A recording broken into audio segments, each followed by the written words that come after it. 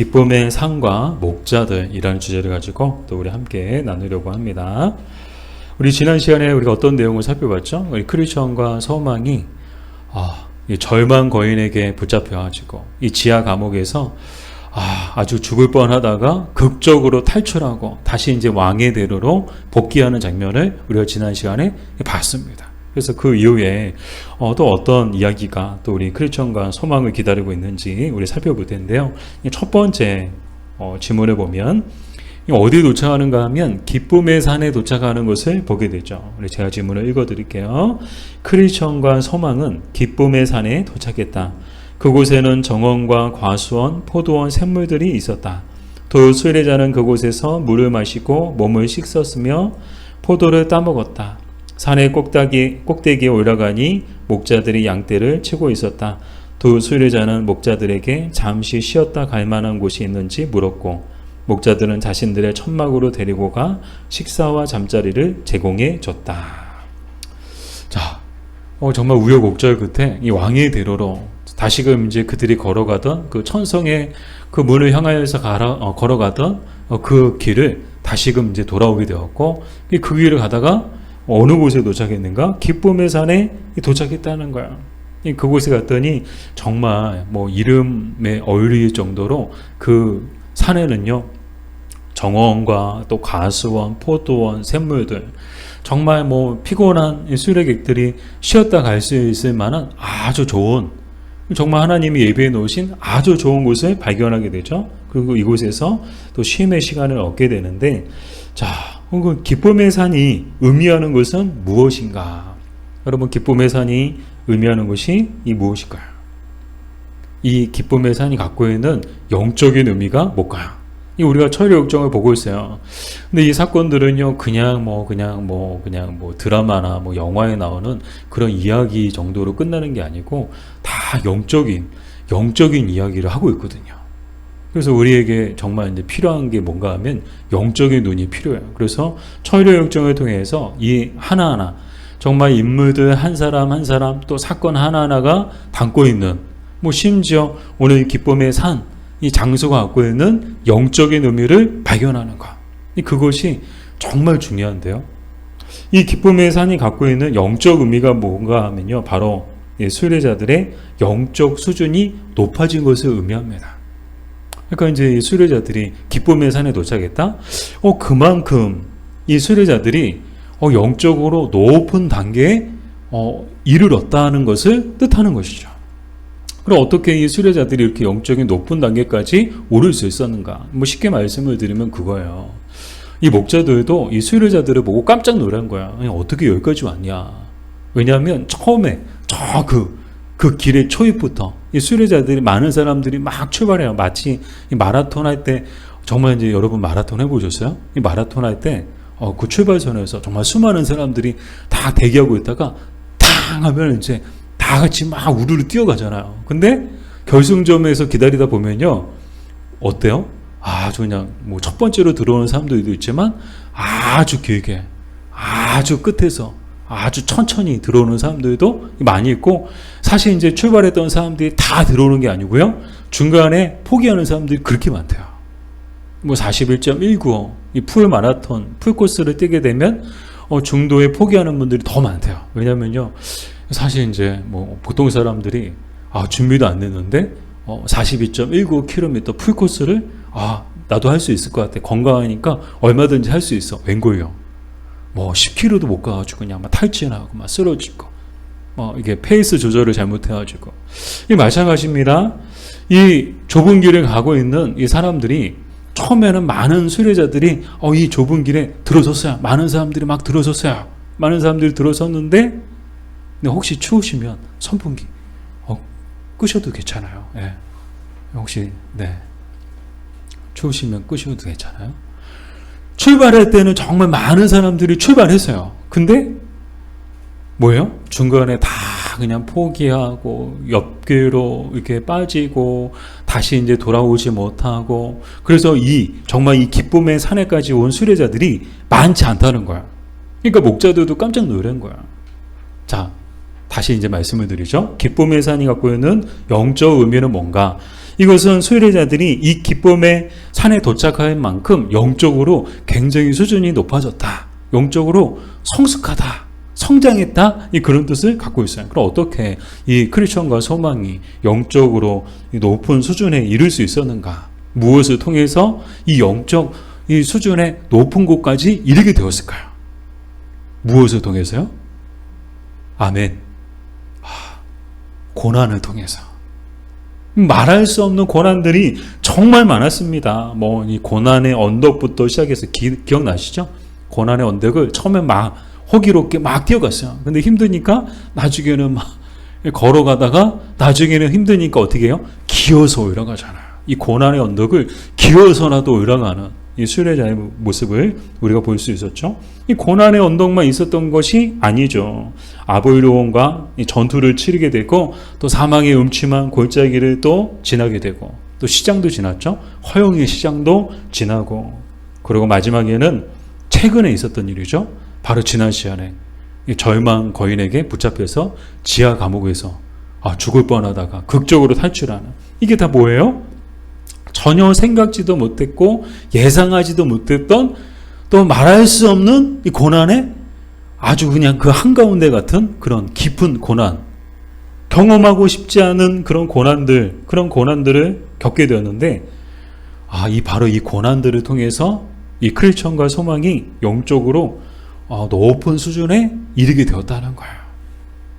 사랑하는 여러분, 정말 믿는 사람들에게는 고난조차도 유익한 줄 믿습니다. 우리 시편 119편 71절 말씀이죠. 우리 같이 읽어볼게요. 고난당한 것이 내게 유익이라. 이로 말미암아 내가 주의 요일들을 배우게 되었나이다. 아멘. 표준 세번역으로 보니까 이렇게 번역을 하고 있네요. 고난을 당한 것이 내게는 오히려 유익하게 되었습니다. 그 고난 때문에 나는 주의 요일을 배웠습니다. 아멘. 고난이 유익하다는 거예요. 왜요? 그 고난 때문에 내가 성장할 수 있었고 그 고난 때문에 내가 더 하나님을 의지하게 되었고 고난 때문에 내가 더 바른 길을 가게 되었고 그러니까 따지고 보면 그때만 해도 몰랐어요. 고난의 한가운데 있을 때만 해도 왜 나에게 이런 고난이 찾아와서 왜 나에게 이런 시련이 찾아왔는가 막 하나님이 원망스럽고 막 사람들이 원망스럽고 죽고 싶을 만큼 괴롭고 힘든데 그 고난을 지나고 보니까 어때요? 그 고난이 나에게 참 유익했었다. 사랑하는 여러분, 하나님은 고난조차도 우리에게 유익이 되게 해주시는 분이신 줄 믿습니다. 하나님은 우리 인생에 찾아오는 고난조차도 우리에게 복이 되게 해주시는 줄 믿습니다. 하나님은 정말 모든 것을 합력해서 선을 이루시는 분이죠. 그러니까 왜 나에게 고난이 찾아올까? 안 찾아오면 좋을 것 같아요. 그렇지 않아요? 여러분. 이왕 안 찾아오면 좋죠. 근데 고난이 찾아올 때는, 이유가 있나 보다. 그래서 아마 많이 들어보셨을 거예요. 고난은 고난이라는 포장지로 포장된 선물이다. 포장지가 고난인 거야. 근데 그 안에 뭐가 있어요? 하나님의 선물이 담겨져 있는 거야. 우리가 고난만 보고, 이거 싫은데, 안 받으면 안 되나? 근데, 안 받을 수가 없어요. 근데 고난 딱 풀고 보고 또 지나고 보니까 그게 우리에게 정말 이 크리스천과 소망이 고백하는 것처럼 이 본인들에게 정말 선물이었으면 우리에게 정말 유익했으면 그 고난을 통해서 정말 더 성장해지고 또 더 성숙해지는 더 영적으로 높은 단계에 이르는 것을 우리는 보게 되죠. 사랑하는 여러분, 우리도 늘 이것을 잊지 않고 기억하는 우리가 되었으면 좋겠습니다. 우리 인생에 고난이 안 찾아올 수가 없어요. 고난이 비껴간다고 말씀 안 드렸잖아요. 믿는 사람들도 고난이 안 비껴가요. 기도 열심히 해도 안 비껴가요. 목사님이라고 안 비껴가요. 다 고난이 다 와요. 그러나 믿는 사람들에게는 하나님이 그 고난조차도 유익이 되고 그 고난조차도 복이 되게 해주시는 줄 믿습니다. 자, 계속해서 내용을 살펴보면 다음날 아침 목자들은 두 순례자에게 놀라운 것을 보여줍니다. 목자들이 첫 번째로 데리고 간 곳은 오류 언덕이었다. 언덕 꼭대기에서 아래를 보니 위에서 떨어져 산산조각난 사람들이 보였다. 목자들은 이들은 오류에 빠진 자들로 이곳을 지나가는 사람들로 하여금 경각심을 주기 위해 본보기로 둔 것이라고 했다. 목자들이 두 번째로 데리고 간 곳은 조심산이었다. 멀리 바라보니 소경들이 무덤 사이를 오르락내리락 하고 있었다. 목자들은 이들은 절망 거인에게 붙잡혀 지하 감옥에 있다가 거인이 그들의 눈을 뽑은 후에 무덤에 버린 자들이라고 했다. 목자들의 세 번째로 데리고 간 곳은 낮은 언덕이었다. 언덕 측면에 문이 있었고 문을 열어보니 매우 어둡고 연기가 자욱했으며 불이 으르렁거리는 소리와 고통에 찬 울부짖음이 들려왔다. 목자들은 이곳은 지옥으로 빠지는 샛길로 자신의 주인을 팔아넘긴 가룟 유다와 같은 위선자들이 들어가는 길이라고 했다. 자, 이 놀랍고 또 두려운 그런 광경들을 보게 되죠. 아침에 목자들이 이 크리스천과 소망을 데리고 여러 곳을 보여줘요. 자, 첫 번째로 데리고 간 곳이 어디라고요? 이 지명이 나오죠? 오류 언덕이래요. 언덕이 있는데 그 언덕의 이름이 뭐예요? 오류 언덕. 영어로 나왔어요. 에러. 뭔가 이제 오류가 생겼다는 거죠. 자, 이 언덕, 이 위에서 꼭대기에서 아래를 보니까 바닥에 뭐가 있었어요? 산산조각난 사람들이 있었다는 거예요. 보기만 해도 두렵고 떨리는 그런 광경이었겠죠. 그런데 이 목자들이 이들이 누군지 도대체 바닥에 산산조각난 사람들이 어떤 사람들인지를 이야기해 주는데 이들은 오류에 빠진 자들이다. 근데 여기서 말하는 이 오류란 뭔가 하면요, 어떤 의미를 갖고 있는가 하면 이 거짓된 가르침에 이 빠진 사람들, 스스로 거짓된 가르침을 선택한 사람들, 그 사람들을 뭐라고 얘기하는가 하면 오류에 빠진 사람들이라고 이야기를 하는 거야. 근데 중요한 건 뭐예요? 그들의 최후가 어떻다는 것? 완전히 산산조각 났다는 거야. 사랑하는 여러분, 우리도 주의해야 하는 줄 믿습니다. 베드로후서 2장 1절 말씀이죠. 같이 읽어볼게요. 그러나 백성 가운데 또한 거짓 선자들이 일어났었나니 이와 같이 너희 중에도 거짓 선생들이 있으리라. 그들은 멸망하게 할 이단을 가만히 끌어들여 자기들을 사신 줄을 부인하고 임박한 멸망을 스스로 취하는 자들이라. 아멘. 자, 누구를 얘기하는가? 이 거짓 선자들, 거짓 선생들을 이야기하고 있는데, 여러분, 성경의 역사를 보면요, 구약 시대에도 그렇고 신약 시대에도 그렇고 사실 오늘 우리가 살고 있는 시대에도 이 거짓 선자들은 항상 있었어요. 갑자기 어느 날 예전은 없었는데 갑자기 그냥 혜성처럼 등장한 사람들이 아닌 거예요. 이 거짓 선자들은요, 이미 구약 시대부터 존재했어요. 신약 시대, 초대교회 때는 거짓 선자들, 거짓 선생들이 없었는가? 초대교회 보세요. 이 교회 안에 거짓 선생들이 들어와서 얼마나 활개를 쳤는지. 사도 바울이 툭하면 하는 말이 거짓된 가르침, 거짓 교사들, 거짓 선생들 조심해라. 그런 이야기들을 하게 되죠. 근데 정말 오늘 우리가 살고 있는 시대도요, 정말 이 거짓 선자들과 거짓 선생들이 정말 많습니다. 이 거짓 가르침들이 많다는 거죠. 그래서 이 거짓 가르침의 문제는 뭔가 하면 이 거짓된 가르침에 현혹되고 또 미혹되어서 정말 오류에 빠지는 사람들이 많다는 거예요. 기독교에 많은 이단들이 있죠. 너무 많아서 다 헤아릴 수 없을 정도로, 저도 이제 신학대학교 들어갔을 때 이제 이단 공부를 했거든요. 해외 이단, 또 국내 이단. 타종교부터 기독교 다 공부하지만 또 종교는 종교고 또 이단, 기독교 안에 기독교를 통해서 또 분파된 그런 이단들이 많이 있는데 얼마나 많은지 몰라요. 아주 기가 막히는 이단들이요, 아주 세고 셌어요. 한국교회 초기 때부터 이단들은요, 한국교회 안에도 이게 해외에서 들어온 수입, 이렇게 표현이 좀 그렇지만 수입 이단이 있고 국내산 이단이 있었어요. 그래서 해외에서 들어온 이단도 있었고 또 국내에서 자생적으로 그냥 만들어진 그런 이단들도 있어요. 근데 이단을 보면요, 참 무서운 게 뭔가 하면 전혀 성경 모르고 하나님 모르는 사람들을 미혹하고 또 그들을 포기하는 게 아니고요, 정말 교회 다니는 사람들. 여러분 보세요. 교회에 있는 집만 문 두드려요. 교회 다니는 사람들만 포교해요. 왜요? 접촉점이 있거든요. 성경에 대해서 조금 알거든요. 하나님도 아네, 예수님도 아네, 성령도 아네. 그러면 이제 뭔가 대화의 접촉점이 있잖아요.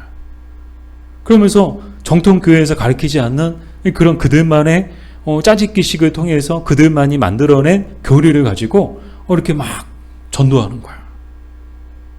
요즘에는 얼마나 또 이제 진화했는가 하면요, 막 마사지 해준다, 뭐 공짜로 마사지 해준다, 뭐 상담해준다, 뭐 심리검사 해준다, 막 그런 식으로 얼마나 많은 사람들을 또 미혹하고 있는지 몰라요. 근데 문제는 뭐예요? 그런 것들을 통해서 미혹되는 사람들이 없을 줄 알았는데, 와, 오늘 이 시대에도 정말 많아요. 교회마다 저도 이제 부교육자로 생각하면서 늘 겪었던 게 교회 안에 이단 때문에 늘 어려움이 있었어요. 이단에 빠지고 또 이단이 접근하고 또 이단이 교회 안에 들어오고 뭐 그런 일들이 여러 번 있었어요. 그런 일 때문에 정말 힘들어하는 그런 성도님들도 계셨고 또 교회가 또 힘들어하는 경우들도 있었거든요. 근데 요즘에는 또 어떻게 이제 또 열심히 또 포교하는가 하면 유튜브를 통해서 또 열심히 또 포교해요. 얼마나 좋아요. 이제 코로나가 이제 그렇게 만들어졌죠. 이제는 사람들 못 찾아가죠. 찾아도 사람들이 이제 잘 안 만나졌죠. 근데 유튜브는 뭐예요? 클릭만 하면 다 볼 수 있잖아요. 그 유튜브를 통해서 이제 이단들이 막 활개를 치고 있어요. 그래서 우리 정통교회에서 뭐 들어보지 못한 이야기 또 보지 못한 그런 광경들, 그래서 우리 눈과 귀를 자극하는 것들을 통해서 열심히 이제 또 포교 활동을 하고 있거든요. 이게 뭐예요? 우리를 오류에 빠뜨리려고 하는 거예요. 그런 것에 넘어가면 우리도 오류에 빠진 자들이 되는 거예요. 이 오류에 빠진 자들의 최후가 어떻다고요? 산산조각 나는 거예요. 이 사랑하는 여러분, 여러분들도 유튜브 많이 보실 것 같아요. 남녀노소 가리지 않고 요즘엔 유튜브 다 보시니까요. 근데 여러분 유튜브는요, 검증되지 않은 그런 영상들이 굉장히 많아요. 그래서 여러분 유튜브에서 유튜브 보고 딱 그것만 보고 마치 이제 이게 그것이 뭐 새로운 진리인 것처럼 여러분 결코 현혹되지 마시고 우리가 뭐 거짓 그 가르침에 오류에 빠지지 않는 가장 좋은 방법 또 가장 최선의 방법은 뭔가 하면 항상 진리 위에 바르게 서 있는 것인 줄 믿습니다. 우리가 진리 위에 바르게 서 있을 때 아무리 거짓이 우리를 유혹하고 우리를 오류에 빠지게 할지라도 우리는 결코 흔들리지 않아요. 왜냐하면 우리가 진리 위에 반석 위에 굳건하게 서 있으면. 바라기는 유튜브 대신 성경을 많이 보시기를 바랍니다. 여러분, 옆에 분하고 인사할까요? 유튜브 대신 성경을 많이 봅시다. 네. 자, 목자들이 두 번째로 데리고 간 곳은 어디인가요? 자, 두 번째 장소가 나오죠. 이번에 산으로 데려갔어요. 산 이름이 조심산이래요. 자, 조심산에 가보니까 거기서 보니까 또 어떤 광경이 있죠? 서경들이 무덤 사이를 오르락 내리락 하는 그런 광경을 보게 되죠. 그래서 저들은 누구냐고 물어봤더니 목자들이 저들은 절망 거인에게 붙잡혀서 지하 감옥에 갇혀 있다가 절망 거인이 그들의 눈을 다 뽑아버리고 무덤에다 버린 사람들이다. 이 지하 감옥에서 나오긴 나왔는데 그냥 나온 게 아니고 어떻게 나왔어요? 두 눈이 뽑긴 채 나온 거야. 그래서 무덤에 버려진 사람들. 거기서 그러니까 보이는 게 없으니까 그 무덤 사이에서 계속 오르락 내리락 오르락 내리락 그냥 한 자리에서 계속 영원토록 맴도는 그런 사람들이죠. 자, 근데 이 절망 거인에게 이제 붙잡히게 된 사람들이 공통된 특징이 있어요. 그게 뭘까요? 크리스천과 소망을 통해서도 우리가 알 수 있었지만 이 절망 거인에게 붙잡힌 사람들은 다 쉽고 편한 길을 선택하려고 했던 사람들이었어요. 이 크리스천과 소망도 사실 그 이유 때문에 절망 거인의 그 땅, 그 절망 거인이 주인으로 있는 그 땅에 들어간 게 된 것이잖아요. 그래서 이 목자들이 두 번째 이 조심산을 통해서 보여주고자 했던 것이 뭔가 하면 바로 우리 순례자들에게 필요한 것은 무엇인가 하면 항상 조심해야 된다는 것을 그 경각심을 가르쳐주기 위해서 이 이야기를 하고 있는 거예요. 우리 누가복음 21장 34절 말씀을 같이 읽어볼게요. 너희는 스스로 조심하라. 그렇지 않으면 방탕함과 술 취함과 생활의 염려로 마음이 둔하여지고 뜻밖의 그날이 덕과 같이 너에게 임하리라. 아멘. 공동 번역으로 보니까 이렇게 번역을 하고 있더라고요. 흥청대며 먹고 마시는 일과 쓸데없는 세상 걱정에 마음을 빼앗기지 않도록 조심하여라. 그날이 갑자기 닥쳐올지 모른다. 조심하여라. 아멘. 자, 한마디로 이제 조심할 것을 영적으로 주의를 기울이고 영적으로 조심해서 정말 우리 순례길에서 이탈하지 않도록 조심할 것을 이야기하고 있는데요. 이것이 갖고 있는 영적 의미가 뭘까요? 우리도 조심해야 된다는 거야. 바로 우리에게 주시는 말씀이거든요. 우리도 쉽고 편한 길 찾으려고 하면 이 크리스천과 소망이 빠졌던 것처럼 잘못된 길에 들어서서 아주 그냥 죽을 뻔한 고비를 넘기고 겨우 돌아오면 다행이고 돌아오지 못하면 어떻게 되는 거예요? 바로 이 석용들처럼 되는 거야. 절망 거인에게 두 눈을 다 뽑혀가지고 정말 이제 무덤 사이에서 오르락 내리락 하며 영원토록 살 수밖에 없는 사람들이 되고 마는 것이죠. 그러므로 사랑하는 여러분, 우리는 헛된 곳에 마음을 빼앗기지 않고 늘 영원한 것 주님께 우리의 마음을 두고 우리의 시선을 두고 이 길을 끝까지 걸어가는 저와 여러분 되었으면 좋겠습니다. 자, 목자들이 세 번째로 데리고 간 곳은 어딘가요? 자, 세 번째로 데리고 간 곳은 어딜까요?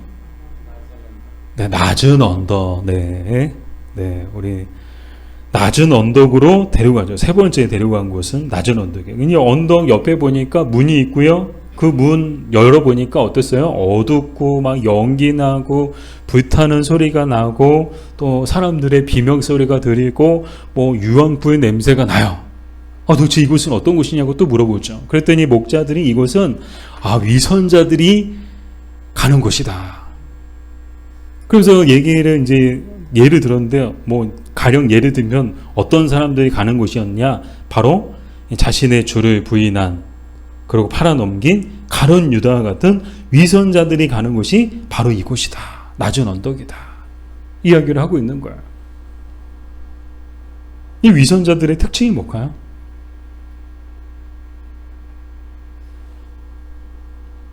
그 위선자들의 특징은요, 경건의 모양은 있으나 경건의 능력이 없는 사람들이다라는 거.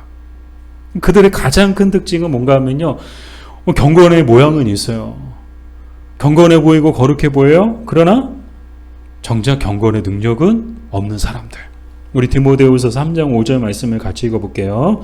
경건의 모양은 있으나 경건의 능력은 부인하니 이 같은 자들에게서 내가 돌아서라.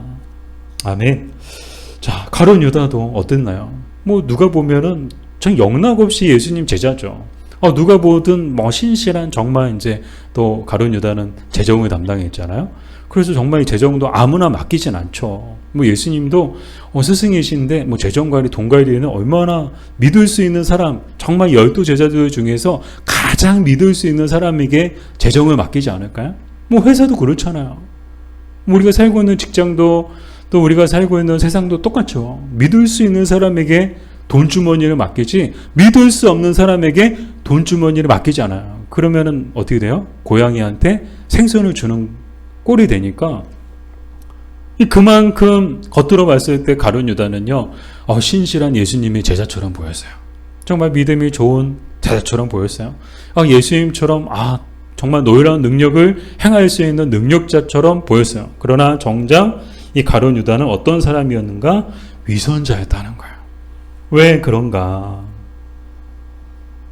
겉으로는 거룩해 보이고 경건해 보였지만 속에는요, 거듭남의 은혜가 없는 사람이었고 또 이기적인 본성과 또 이기적인 목적으로 가득한 사람이었기 때문이죠. 이 가룟 유다의 마음속에는 뭐가 가득했어요? 이 예수님 따라다님을 통해서 크게 한몫 챙긴다는 그런 불순한 동기와 그런 목적을 가지고 예수님을 따랐던 거예요. 처음부터. 근데 참 신기하죠. 예수님은 그거 다 아시면서도 예수님의 제자로 삼아주셨어요. 3년 동안 함께 다니신 거예요.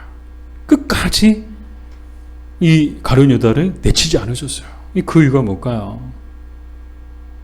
저는 제 개인적인 생각이지만 가룟 유다에게 계속해서 예수님은 기회를 주셨다고 생각해요. 네가 비록 야, 네가 나 왜 따라오는지 나는 다 안다.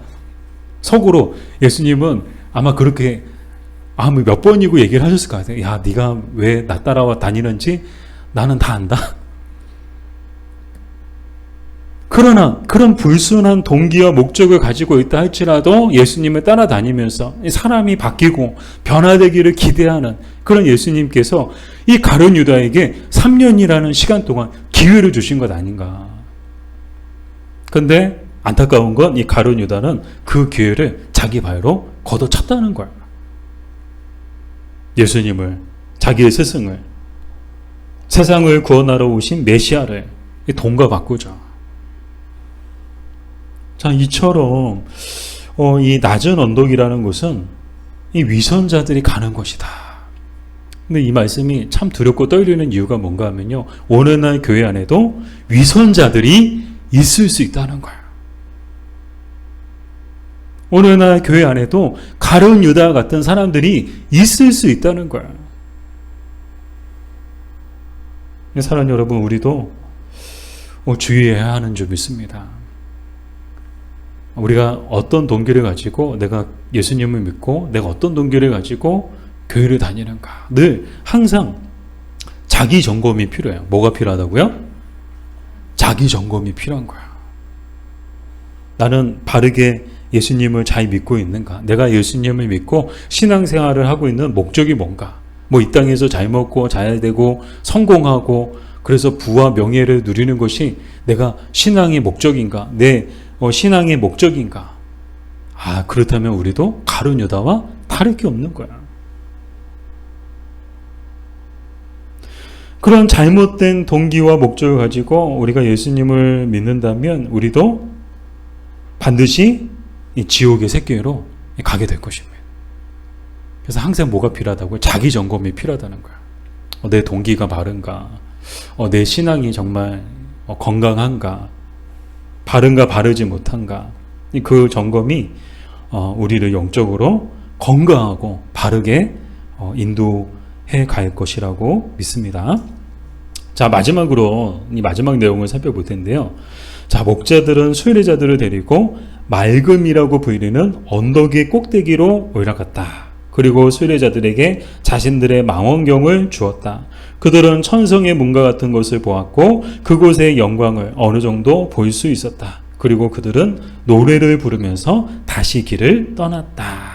자, 목자들과의 마지막 이 모습을 보고 있는데, 목자들이 마지막에 보여준 게 어디예요? 맑음 언덕이라는 곳을 보여주고, 그곳에서 이 망원경을 통해서 저기 봐봐 하고 봤더니 거기가 어디예요? 바로 이 순례자들이 가고 있는 목적지, 최종 목적지 천성의 문, 그곳을 보게 되고 그곳의 영광을 보게 되죠. 그러니까 얼마나 기뻤을까요? 그래서 다시금 크리스천과 소망은 그 기쁨을 안고 노래를 부르며 또 힘있게 그 길을 출발하는 것을 보게 되죠. 자, 맑음 언덕과 망원경이 의미하는 것은 무엇인가? 단지 장소나 등장하는 사람들이나 하다못해 이 망원경도 다 의미가 있는 거야. 의미 없이 등장하는 것은 아무것도 없어요. 다 의미가 있죠. 이유가 있고 목적이 있어요. 자, 이 맑음 언덕은 어떤 것을 의미하는가 하면 바로 경건한 자의 마음 상태를 뜻해요. 순례자들의 마음이 어떠해야 되는지, 정말 순례자들의 마음이 정말 경건하고 거룩해진 그 마음의 상태를 무엇에 비유하고 있는가 하면 맑음 언덕에 비유를 하고 있는 것이죠. 우리 마태복음 5장 8절 말씀을 같이 읽어볼게요. 마음이 청결한 자는 복이 있나니 그들이 하나님을 볼 것이며. 아멘. 산상수훈에 나오는 유명한 팔복의 내용이죠. 마음이 청결한 자는 복이 있나니, 그 복이 뭐라고요? 하나님을 보게 될 것이다. 어떤 사람이 하나님을 보게 되는가? 마음이 청결한 사람들이 하나님을 보게 된다는 거예요. 그런데 이 청결이란 헬라어로 카다로스로 이 깨끗한, 순수함이라는 뜻을 갖고 있어요. 근데 이 깨끗함, 순수함은 더 깊은 의미에서 어떤 것을 뜻하는가 하면 불순물이 전혀 들어가 있지 않은, 다른 혼합물이 들어가 있지 않은 완전한 순수한 그런 상태, 완전히 깨끗한 그런 상태를 바로 이 카다로스라고 이야기를 하게 되죠. 이것이 갖고 있는 영적 의미는 뭔가 하면요, 이 하나님을 향하여서 오직 하나의 마음을 가지고 있는 사람들, 뭐 두 마음을 품지 않고 이것저것 다른 곳에 마음을 품지 않고 오직 하나님께만 마음을 두고 있는 사람들, 그 사람들이 누구라는 거예요? 마음이 청결한 사람들이다라는 거예요. 근데 이 마음의 청결은요, 우리도 얼마든지 이룰 수 있는 길일까요? 아닐까요? 이 마음의 청결은 우리도 얼마든지 우리도 마음의 청결함이 이룰 수 있어. 그래서 우리도 하나님을 보일 수 있어. 가능한 일일까요? 가능하지 않은 일일까요? 질문이 어려운가요? 네. 답부터 말씀을 드리면 가능한 일이에요. 충분히 가능한 일이에요.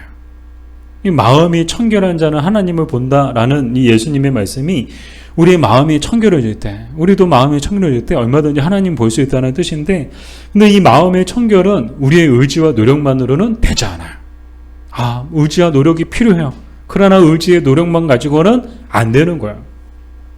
이 두 가지 이 역사가 있어야 되는데, 첫 번째로는요, 오직 그리스도의 보혈로 깨끗하여지고. 우리의 마음은 어때요? 본성이요? 우리는 착할까요? 나쁠까요? 우리의 본성이 착할까요? 아니면 우리의 본성이 태어날 때부터 나쁠까요? 이 모든 인간은요, 본성이요, 다 나빠요. 다 타락하고요, 부패하고요. 그래서 이제 태어날 때부터 우리는 이 못된 이 인간의 본성을 가지고 다 태어났어요. 아무리 우리 주변에 착한 사람들 많죠. 우리 교회도 우리 미나 자매도 있지만 얼마나 착해 보여요. 그러나 미안하지만 사람은 다 태어날 때부터 악하고 타락하고 부패한 본성을 예외할 것 없이 지금 오늘 태어난 갓난 애기들도 이 부패한 본성을 가지고 태어났어요.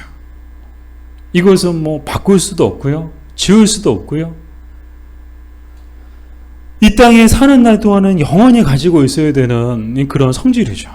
모든 인간이 다 가지고 있는 이 성질이 바로 이 인간의 마음에 부패하고 타락하며, 바꿔 말씀을 드리면 인간의 마음은 결코 깨끗하지 않고, 인간의 마음은 죄로 가득하고 불순물로 가득하고. 그럼 어떻게 우리가 이 마음을 깨끗하게 할 수 있는가? 사실 이제 손과 발, 몸, 얼굴은요, 얼마든지 깨끗하게 할 수 있어요. 비누로 열심히 비누 문지르면 깨끗해지고, 그래도 안 지워지면 수세미 가지고 빡빡 밀어가지고 이렇게 뜨거운 물에 몸을 불려가지고 수세미로 빡빡 하면요, 몸에 깨끗해져요. 몸을 깨끗하게 할 수 있어요. 얼마든지 깨끗하게 할 수 있어요. 하다못해 페인트 묻으면요, 신나가지고 지우면, 유성 페인트는 신나가지고 지우면 유성 페인트도 다 지워져요. 얼마든지 깨끗하게 할 수 있어요. 옷도 그래요. 그러나 마음은요, 우리 인간의 의지와 노력만으로는 안 돼요. 크게 두 가지가 필요하다고 말씀을 드렸죠. 첫 번째가 그리스도의 보혈로 깨끗해져야 우리가 비로소 우리의 마음이 깨끗해지는 줄 믿습니다. 그리스도의 보혈이 우리를 깨끗게 하는 거예요. 그리스도의 보혈이 우리의 더럽고 추악한 마음과 우리 안에 가득한 더럽고 추악한 죄들을 완전히 또 영원히 깨끗게 해주시는 줄 믿습니다. 그래서 히브리서에 나오는 게 뭐예요? 그리스도의 그 구속의 사역이 갖고 있는 영적 의미에 대해서 이 히브리서에서 이 말씀을 하고 있죠. 그래서 그리스도께서 우리를 대신해서 십자가에 못 박혀 돌아가심을 통해서 우리의 죄 문제를 어떻게 해결해 주셨어요? 여러 차례 걸쳐서 조금씩 5%, 10%, 15% 이렇게 단계적으로 우리의 죄 문제를 해결해 주셨나요? 아니요. 단번에. 따라해 볼까요? 단번에. 완전히. 영원히. 다시 한번 단번에. 완전히. 영원히. 우리의 죄 문제를 해결해 주신 거예요.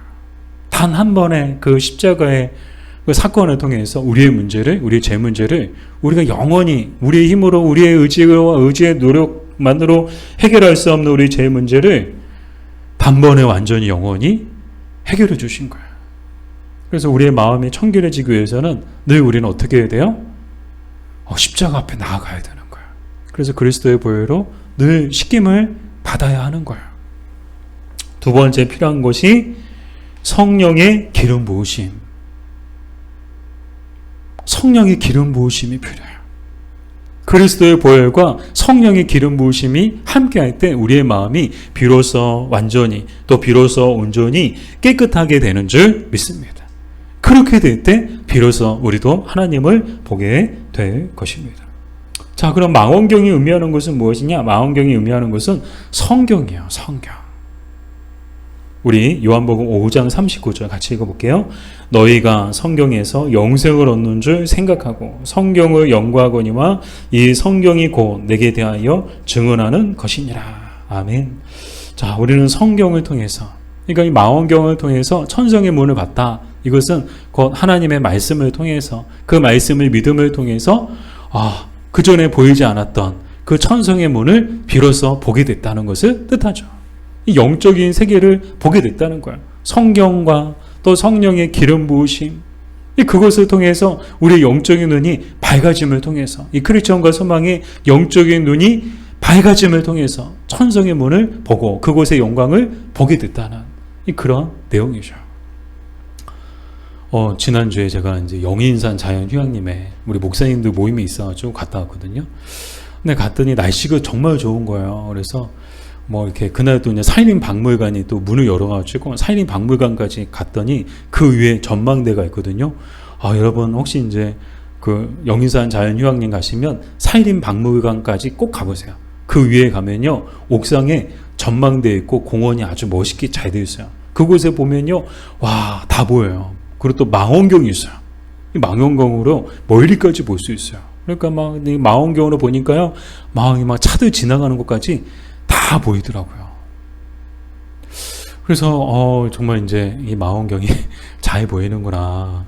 눈에 보이지 않는 것들, 그냥 망원경 없을 때는 보지 못했던 것들을 이 망원경을 통해서 보게 되죠. 이 영적인 세계도 마찬가지입니다. 우리 마음이 깨끗해지면요, 하나님이 보이고요. 우리 마음이 깨끗해지면 하나님의 나라가 보이는 줄 믿습니다. 사랑하는 여러분, 여러분의 마음은 깨끗하신가요?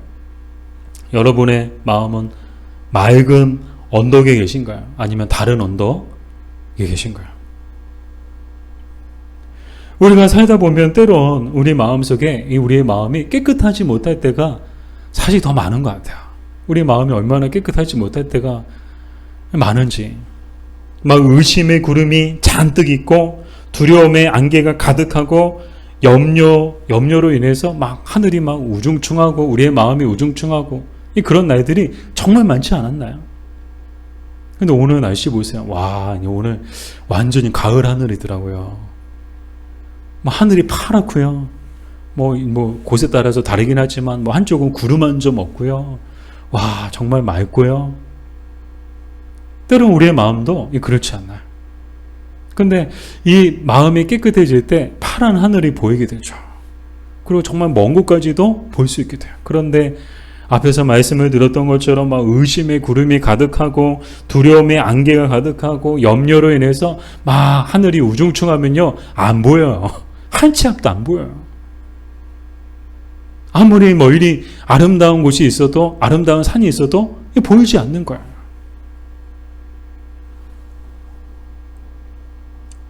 혹시나 우리의 마음이 깨끗하지 못하다면 이 시간 기도함을 통해서 십자가 앞에 나아가는 저와 여러분이 되었으면 좋겠습니다. 우리가 십자가 앞에 나아갈 때 그리스도의 보혈과 성령의 기름 부으심을 통해 우리의 마음이 청결해질 것입니다. 그리하여 우리도 하나님을 보고 또 하나님의 나라를 보게 될 줄 믿습니다.